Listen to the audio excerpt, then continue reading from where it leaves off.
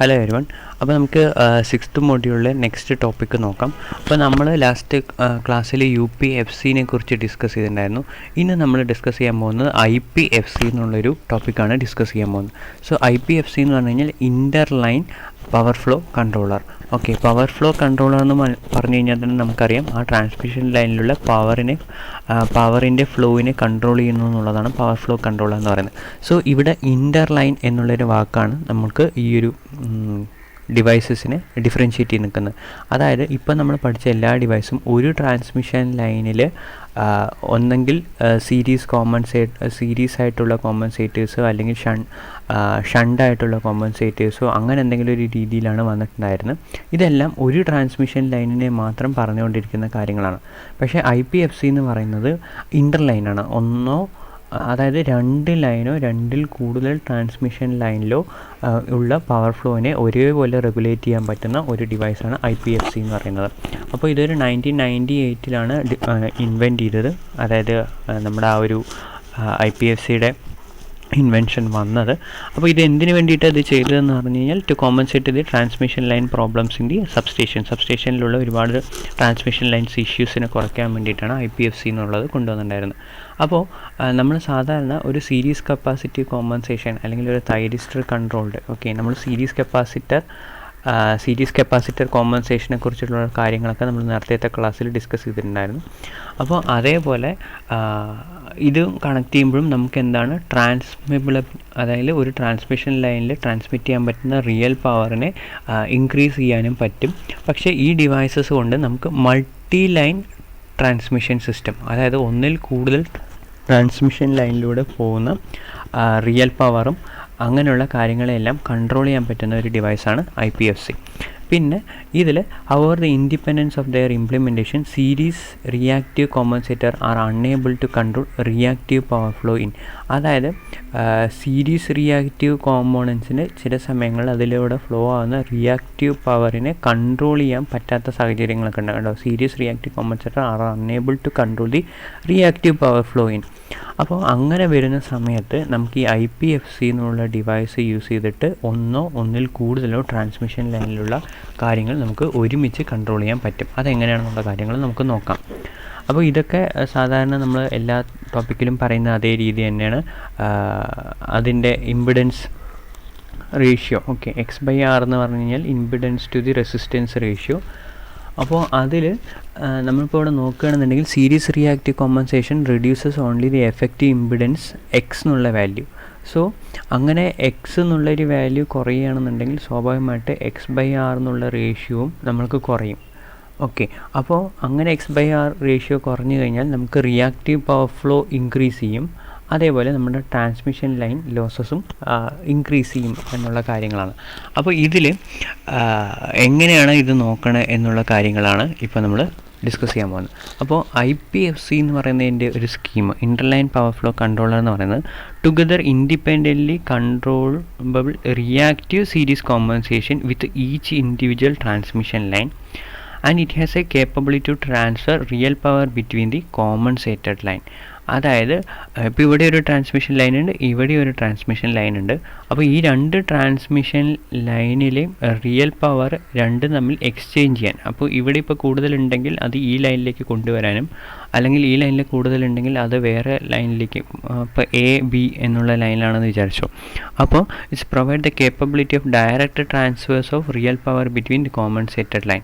അതായത് ഇപ്പോൾ രണ്ട് ട്രാൻസ്മിഷൻ ലൈൻ അക്രോസ് ആണ് ഇത് കണക്ട് ചെയ്യണത് എന്നുണ്ടെങ്കിൽ, ഇപ്പോൾ Aയിൽ റിയൽ പവർ കൂടുതലുണ്ട് എന്നുണ്ടെങ്കിൽ അതിൽ വേണമെങ്കിൽ Bയിലേക്ക് ഡയറക്റ്റായിട്ട് ട്രാൻസ്ഫർ ചെയ്യാമെന്നുള്ള രീതിക്കാണ് അതിൽ പറയുന്നത്. കണ്ടോ, ടുഗദർ, അതാണ് ഇവിടെ പറയുന്നത് IPFC scheme together with independently controllable reactive series compensation of each transmission line.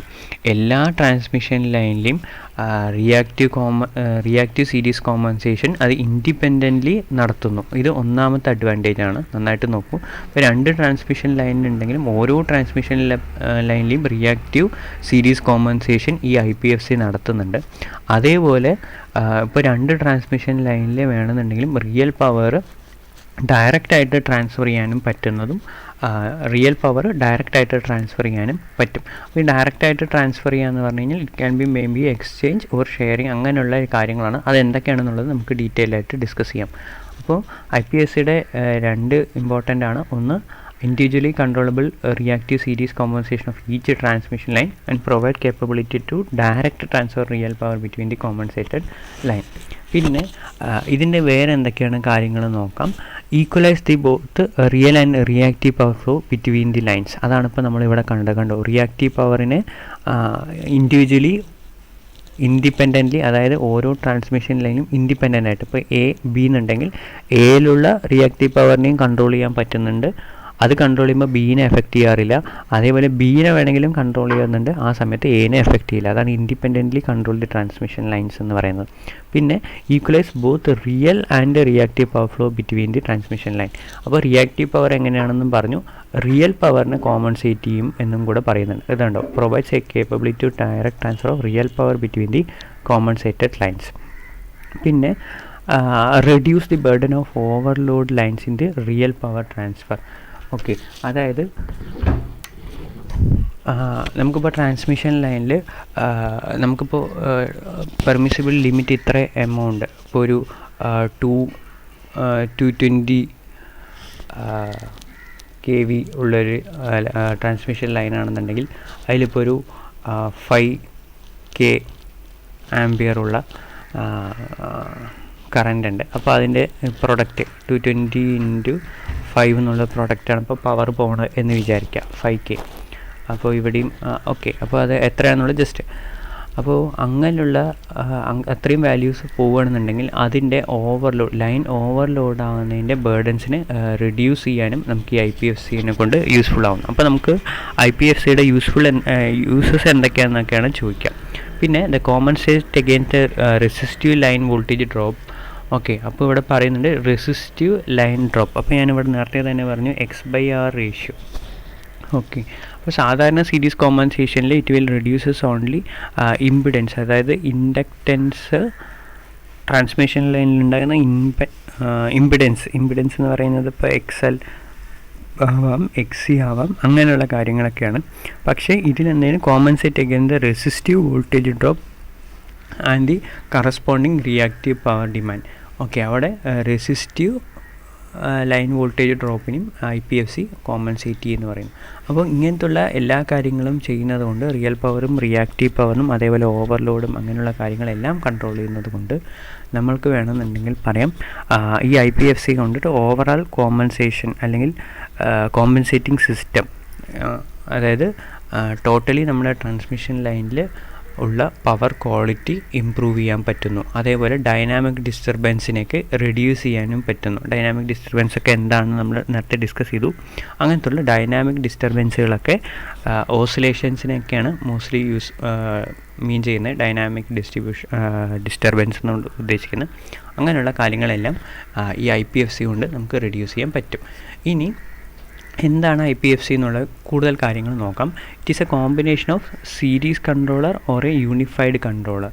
Unified controller എന്നുള്ളതിൻ്റെ അർത്ഥം നമ്മൾ UPFC പറയുമ്പോൾ തന്നെ പറഞ്ഞിട്ടുണ്ടായിരുന്നു, എല്ലാ കാര്യങ്ങളും കൂടെ ഒരുമിച്ച് ചെയ്യുന്നതിനെയാണ് അതിന് യൂണിഫൈഡ് എന്ന് പറയുന്നത്. അപ്പോൾ it is A combination of series controller, കുറേ സീരീസ് കൺട്രോളർ ഇതിനകത്തുണ്ട്. അപ്പോൾ ഇതിൽ unified means the DC terminal of the unified means when the DC terminal of the controller converters are connected together to the real power exchange. Okay, അതായത് നമ്മൾ UPFC പറയുമ്പോൾ നമ്മളതിലൊരു എക്സ്ചേഞ്ചിൻ്റെ കാര്യം പറഞ്ഞിട്ടുണ്ടായിരുന്നു. Converter 1, converter 2, converter 1 ഷണ്ടായിട്ട് വരുന്നു, converter 2 എന്ന് പറയുന്നത് it is act as A series. അപ്പോൾ അവിടെ പവറുകൾ എക്സ്ചേഞ്ച് ചെയ്യുന്നു, ഇവിടെ ഒരു നടുവിലൊരു DC ലിങ്ക് ഉണ്ടായിരുന്നു എന്നൊക്കെ പറഞ്ഞു അല്ലേ. അപ്പോൾ അവിടെ യൂണിഫൈഡ് മീൻസ് എന്ന് പറഞ്ഞു കഴിഞ്ഞാൽ അങ്ങനെ ഒരു DC ടെർമിനൽ, ഇവിടെ നടുവിലൊരു DC ടെർമിനൽ ഉണ്ടായിരുന്നു, നമ്മൾ കണ്ടിട്ടുണ്ടായിരുന്നു, ഒരു DC ലിങ്ക് കണ്ടിട്ടുണ്ടായിരുന്നു. അപ്പോൾ അങ്ങനെ ആ ഒരു DC ലിങ്ക് ഉണ്ടോ, the unified means that A DC terminal of the controller converters are connected together for the real power exchange ഉണ്ടോ.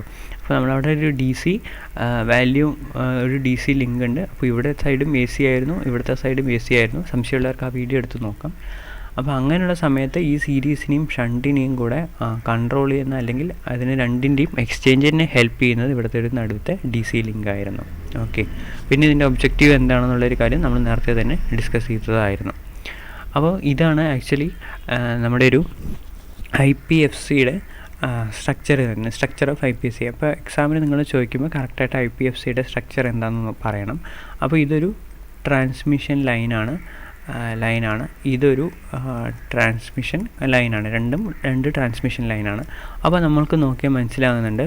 അപ്പോൾ ഇവിടെ ഒരു IPFC it is connected to the series to the transmission line. ഇപ്പോൾ ഞാൻ ഇതിന് പേര് കൊടുക്കേണ്ടത് B. അതേപോലെ ഇവിടുത്തെ ഒരു IPFC ഉണ്ട്, it is connected to the transmission line A.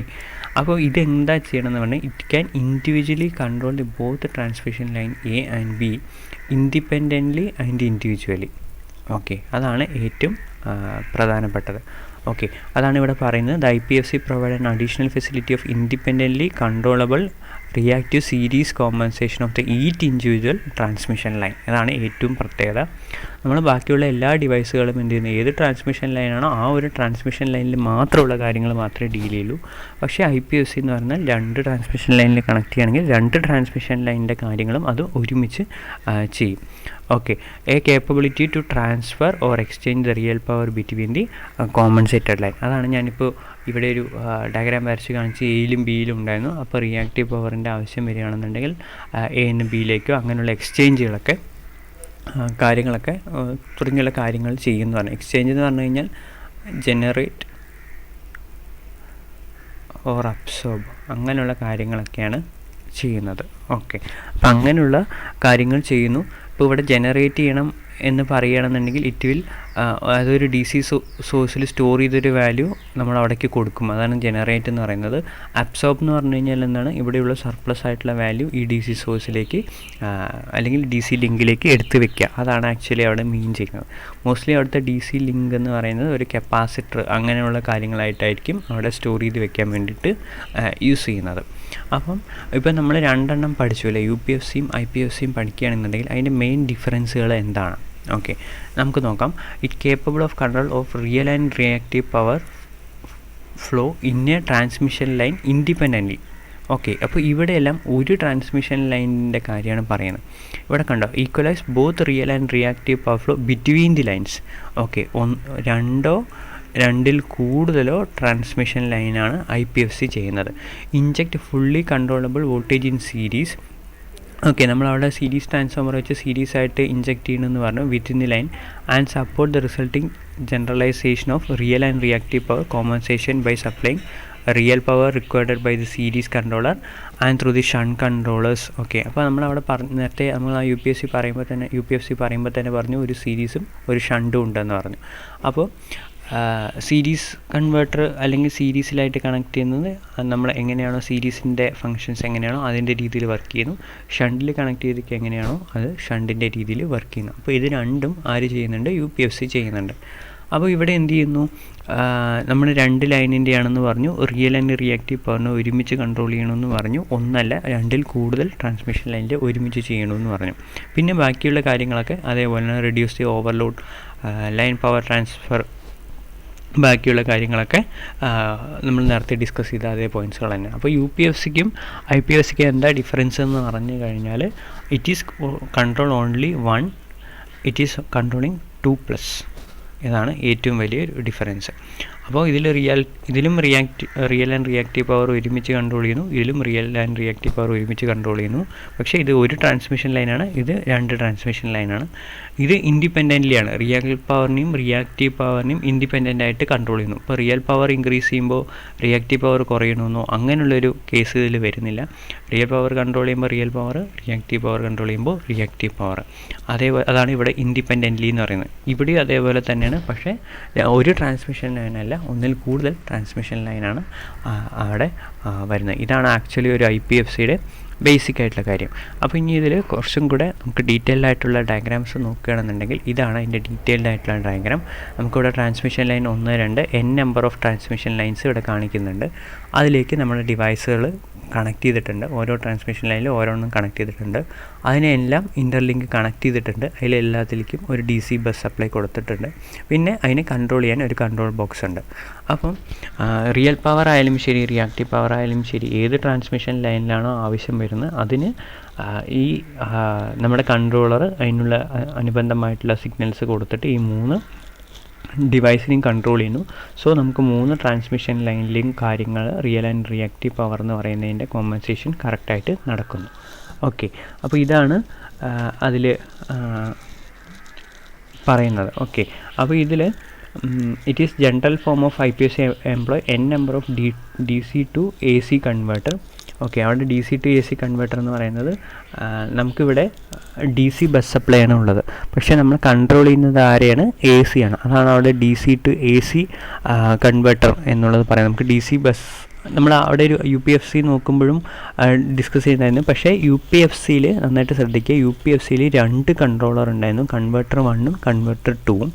പക്ഷേ IPFCയിൽ ഒരു കൺവേർട്ടറേ ഉള്ളൂ. കാരണം എന്താണെന്ന് പറഞ്ഞു കഴിഞ്ഞാൽ ഇതിൽ നമ്മൾ IPFCയിൽ നമുക്ക് സീരീസ് കോമ്പൻസേഷൻ അല്ലെങ്കിൽ സീരീസ് ആയിട്ട് മാത്രമേ കൺട്രോൾ ചെയ്യുന്നുള്ളൂ. ഷണ്ട് എന്നുള്ളൊരു പ്രോപ്പർട്ടി നമുക്ക് അവിടെ വരുന്നില്ല. അപ്പോൾ ആ സീരീസ് ആയിട്ടുള്ള കാര്യങ്ങൾ അവിടെ നിൽക്കുന്നതുകൊണ്ട് നമുക്ക് ഒരു DC ലിങ്ക് മതി. ആ DC ലിങ്കിലുള്ള സപ്ലൈ അല്ലെങ്കിൽ DC സപ്ലൈ എന്നുള്ളതിനെ കൺവേർട്ട് ചെയ്ത് DC to AC ആക്കി മാറ്റിയിട്ടാണ് നമ്മൾ ബാക്കിയുള്ള കാര്യങ്ങളെല്ലാം ചെയ്യുന്നത്. അതാണ് ഇവിടെ പറഞ്ഞിരിക്കുന്നത്. Employees number of DC to AC converter each provide series compensation for different transmission line. അതിപ്പോൾ നമ്മൾ കണ്ടു. In other word IPFC compromise number of static synchronous series compensator. അത് നമുക്കിപ്പോൾ എടുക്കുന്നേ ഉള്ളൂ. ഈ വീഡിയോ റെക്കോർഡ് ചെയ്യുന്നതിന് മുമ്പാണ് ആ ഒരു ടോപ്പിക്ക് വരുന്നത്. അതെന്താണെന്നുള്ളൊരു കാര്യം നമുക്ക് ആ ഒരു ക്ലാസ്സിൽ നോക്കാം. അപ്പം ഇതിൽ പറയുന്നുണ്ട് IPSC എന്ന് പറയുന്നത് it is converters are linked together with DC terminal illustrated in the figure. ആ ഫിഗറാണ് ഇപ്പോൾ ഇവിടെ നമ്മൾ കാണിച്ചേക്കണ്ട. DC ലൈൻ കൺവേർട്ടേഴ്സ് നമ്മുടെ ട്രാൻസ്മിഷൻ ലൈൻസിൽ കണക്ട് ചെയ്തിരിക്കുന്ന ഡിവൈസസ്. ഓക്കെ, പിന്നെ ഇതിൽ പിന്നീട് കാര്യം പറയുന്നത് in addition to provide series reactive compensation any converters can be controlled to supply reactive power to the common DC link from its own transmission line. അപ്പോൾ any converter can controlled to supply real power to the DC link. DC ലിങ്കിലേക്ക് real power control ചെയ്തിട്ട് supply ചെയ്യാൻ from its own transmission line. ആ DC ലിങ്കിൽ നിന്ന് real power transmission ലൈനിൽ നിന്ന് DC ലിങ്കിലേക്ക് റിയൽ പവർ ട്രാൻസ്മിറ്റ് ചെയ്യാൻ പറ്റും from its own transmission line. From its own transmission line എന്ന് പറയുന്നത് ഓരോ ഡിവൈസും ഓരോ ട്രാൻസ്മിഷൻ ലൈനിലാണ് കണക്ട് ചെയ്തിരിക്കുന്നത്.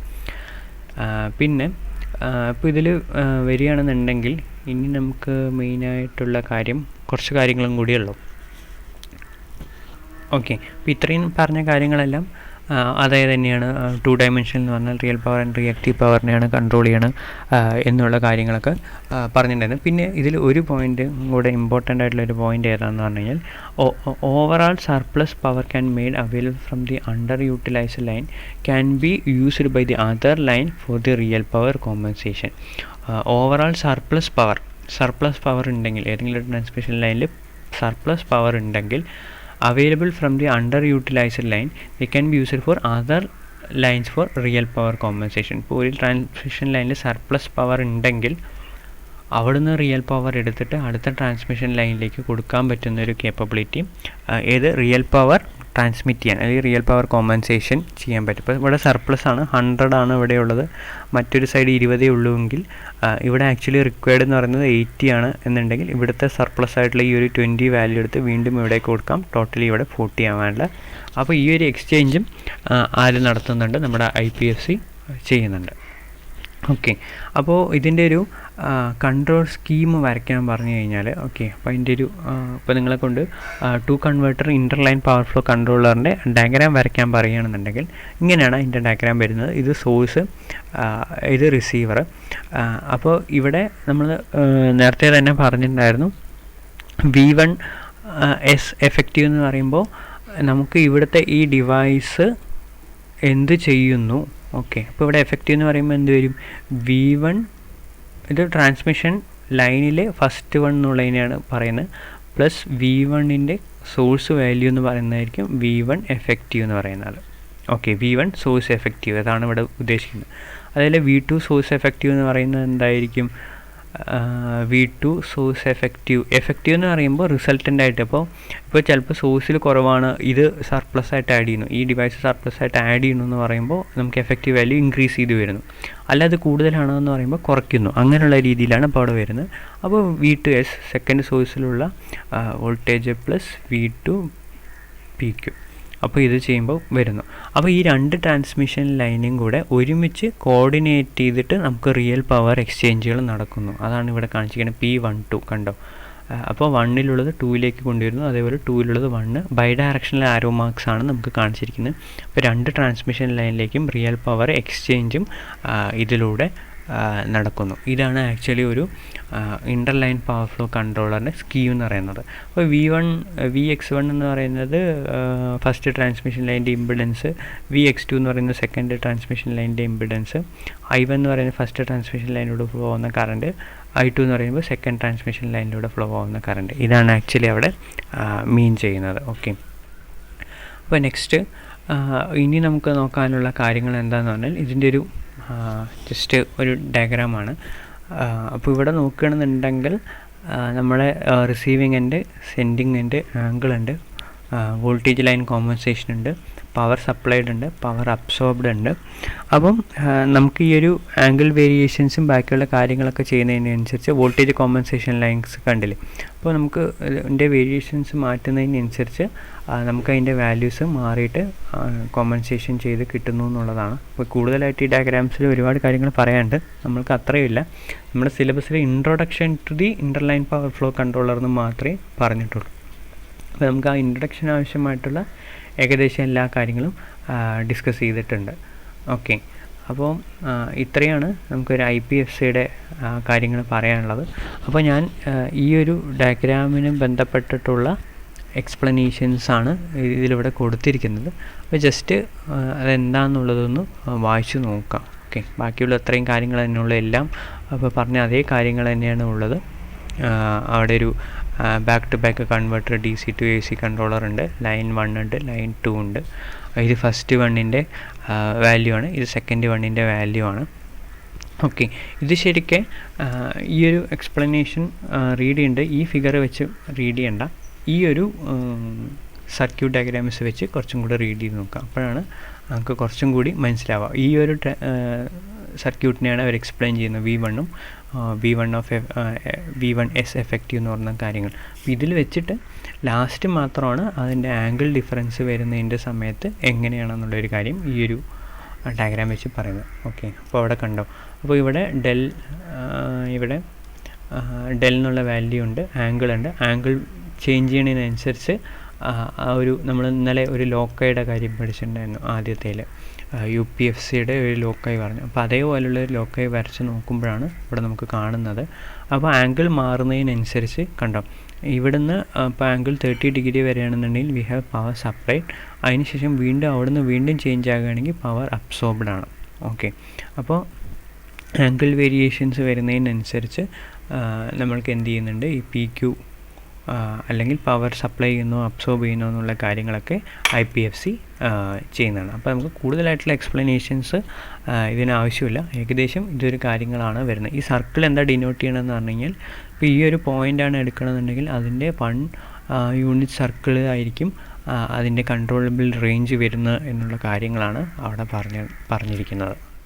ഓക്കെ, ഇത്രയും കാര്യങ്ങളാണ് നമുക്ക് IPFCനെ കുറിച്ചും പറയാനുള്ളത്. ഇതൊരു കൺട്രോൾ സ്കീം ഓഫ് IPFC ആണ്. ഇത് ഞാൻ എന്താണെന്ന് പറയണമെന്ന് പറഞ്ഞു കഴിഞ്ഞാൽ ജസ്റ്റ് നമ്മൾ പറഞ്ഞ അപ്പോഴത്തെ കാര്യങ്ങൾ അതേ തന്നെയാണ്, അതിലെല്ലാം കൂടെ അവർ എലോബറേറ്റ് ആയിട്ട് വരച്ചിരിക്കണമെന്ന് മാത്രമേ ഉള്ളൂ. ഇത് സീരീസ് 1, ഇത് സീരീസ് 2. അപ്പോൾ ഇത് ട്രാൻസ്മിഷൻ ലൈൻ 1, ഇത് ട്രാൻസ്മിഷൻ ലൈൻ 2. അപ്പോൾ അതിൻ്റേതായിട്ടുള്ള ആവശ്യമായിട്ടുള്ള ഡാറ്റാസ് നമ്മൾ പല ബ്ലോക്കുകളിൽ നിന്നും എടുക്കുന്നു, അതിലെല്ലാം നമ്മൾ റെഫറൻസ് വാല്യൂ കൊടുക്കുന്നുണ്ട്. റെഫറൻസ് ഉണ്ടോ, ഇവിടെ റെഫറൻസ് വാല്യൂ കൊടുക്കുന്നുണ്ട്, ഇവിടെയും റെഫറൻസ് വാല്യൂ കൊടുക്കുന്നുണ്ട്, ഇവിടെയും ഒക്കെ റെഫറൻസ് വാല്യൂ കൊടുക്കുന്നുണ്ട്. റെഫറൻസ് വാല്യൂ കൊടുത്തതിന് ശേഷം ഇപ്പോൾ ഉള്ള ആക്ച്വലി മെഷർ ചെയ്യും. ഓക്കെ, ആക്ച്വലി മെഷർ ചെയ്യും. അതാണ് കണ്ടോ, real and reactive power voltage reference computer. അപ്പോൾ ഇവിടെയുണ്ട്, ഇവിടെ അവർ real and reactive power, reactive voltage അല്ലെങ്കിൽ റിയാക്റ്റീവ് പവർ മെഷർ ചെയ്തുകൊണ്ടിരിക്കുന്നു. ഇത് രണ്ടാമത്തേൻ്റെ. അങ്ങനെ ഓരോ കാര്യങ്ങളും മെഷർ ചെയ്യുന്നു. മെഷർ ചെയ്തതിന് ശേഷം എറർ കാൽക്കുലേറ്റ് ചെയ്യുന്നു, എറർ ആംപ്ലിഫയറിലേക്ക് പോകുന്നു, എറർ അതിൻ്റെ എത്ര വാല്യൂസ് ആണോ അത് നോക്കുന്നു. അപ്പോൾ അവിടെ കണ്ടോ സീരീസ് ഇഞ്ചക്റ്റഡ് വോൾട്ടേജ് ലിമിറ്റർ, അത് കഴിഞ്ഞിട്ട് limit computer, phase locked loop, magnitude and angle. Computer എന്ന് പറയുന്നത് ഇവിടെ കാൽക്കുലേറ്റ് ചെയ്യാൻ വേണ്ടിയിട്ടുള്ള സാധനം എന്നാണ് അവിടെ ഉദ്ദേശിക്കുന്നത്. പിന്നെ കണ്ട ഫേസ് ലോക്ക്ഡ് ലൂപ്പ്, അപ്പോൾ ഇത് ഫസ്റ്റ് വണ്ണിൻ്റെയാണ് ഇവിടെ, ഇത് സെക്കൻഡ് വണ്ണിൻ്റെ.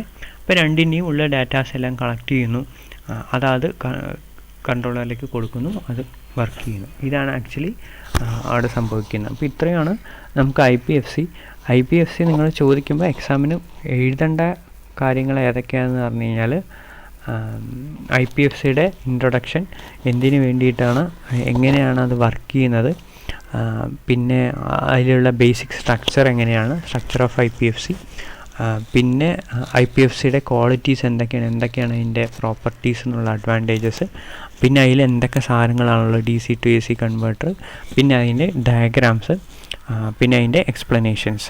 ഓക്കെ, ഇത് അതിൻ്റെ സർക്യൂട്ട് ഇംപ്ലിമെൻറ്റേഷൻ പോലുള്ള ഡയഗ്രാമാണ്. ഇതതിൻ്റെ സർക്യൂട്ട് ഡയഗ്രാം വരയ്ക്കുന്നു, അതിനുള്ള കാര്യങ്ങൾ എക്സ്പ്ലെയിൻ ചെയ്യുന്നു. ഇത്രയാണ് നമുക്ക് IPFCയിൽ നമുക്ക് സിലബസിൽ പറഞ്ഞ ആവശ്യമായിട്ടുള്ള ടോപ്പിക്സ്. ഇപ്പോൾ ഏകദേശം നമ്മുടെ 6th മൊഡ്യൂൾ കഴിഞ്ഞിരിക്കുകയാണ്. അപ്പോൾ ബാക്കിയുള്ള കാര്യങ്ങൾ നന്നായിട്ടിരുന്ന് പഠിക്കാം. ഓക്കെ.